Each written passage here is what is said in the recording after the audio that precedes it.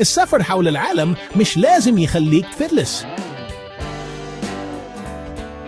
صدقني أنا جربت ده بنفسي، كنت ببص في محفظتي الفاضية وأتساءل إذا كانت المغامرة دي بس للأغنياء. بس الحقيقة هي بشوية تخطيط واختيارات ذكية أي حد يقدر يستكشف أماكن رائعة بميزانية محدودة. يلا نبدأ بأهم 3 نصائح مني لتوفير الفلوس في السفر.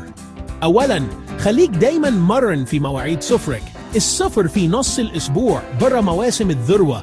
أنا مرة حجزت رحلة يوم 3 عادي وكانت أرخص تقريباً ب60% من سعرها في الويك إند. ثانياً، فكر محلي. بدل سلاسل الفنادق العالمية جرب بيوت الشباب، جرب بيوت الضيافة. الإقامة مع عائلات مش بس أرخص، لكن كمان هتتعرف على ناس من البلد ومتتعرف على مسافرين تانيين، وده غالباً أحلى جزء في الرحلة. وكمان هتاخد نصايح من أهل البلد عمر ما أي دليل سياحي هيقولها لك. ثالثاً، متقللش من قيمة أكل الشارع. كاشك في سوق عربية، الأكل ده رخيص، طعمه تحفة، وهو ده اللي بيخليك تدوق الطعم الحقيقي للمدينة. دلوقتي خلينا نتكلم عن الوجهات.